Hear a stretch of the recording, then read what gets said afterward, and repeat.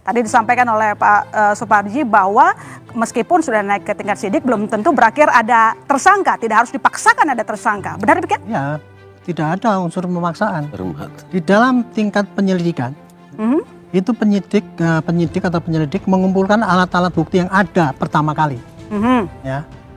Nah, setelah diteliti selama 1 bulan kemarin itu ya, itu penyelidik merasa bahwa ini ada cukup bukti bahwa ini ada suatu unsur pidana, maka itulah dinaikkan menjadi penyidikan.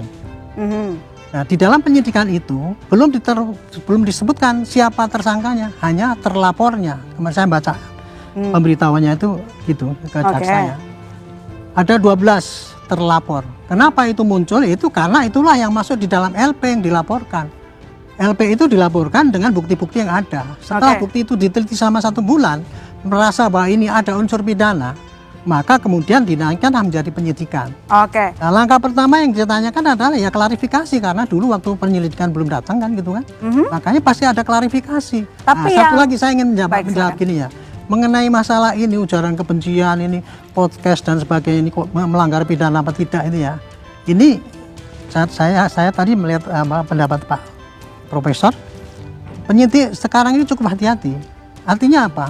Sebelum ketika menentukan alat bukti itu, dia bukan hanya alat bukti yang diterima itu saja, tapi dia sudah mencoba menjajaki kepada para ahli, saksi ahli-ahli, ditanyakan apakah ini masuk unsur pidana apa tidak, mengenai delik yang pasal karet itu tadi.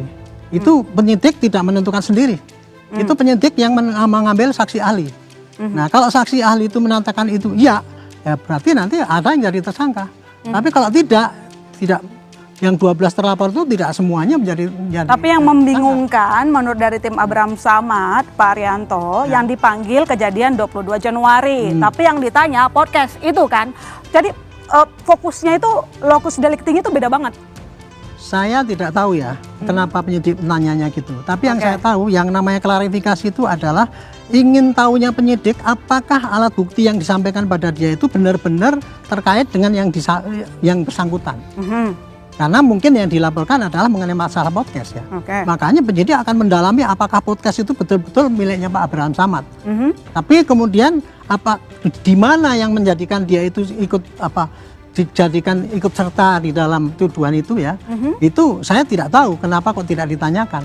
Tapi yang jelas penyidik menanyakan mengenai podcast itu ya karena di dalam laporan itu Pak Abraham Samad itu dilaporkan situ sebagai podcast. Makanya oleh penyidik akan didalami benar enggak ini. Kalau ini benar gitu ya, nanti dia akan sampaikan kepada Pak Saksi Ahli. Pak Saksi Ahli, ini podcast itu ngomongnya begini.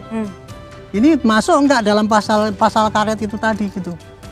Gitu. Nah, nanti kalau pasal karet itu dikatakan masuk, ya ini pasti jadi naik penyidikan dan yang bersangkutan bisa jadi tersangka. Tapi kalau saksi ahli itu mengatakan enggak, itu tidak termasuk dalam ujaran kebencian, itu termasuk dalam kebebasan berbicara berpendapat. Itu jadi nggak masuk.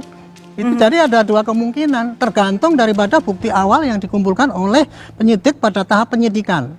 Bukti awal itu bisa alat bukti, barang bukti yang ada, dokumen, kemudian saksi keterangan ahli ya, keterangan ahli, kemudian petunjuk itu, keterangan terdakwa kan nanti itu.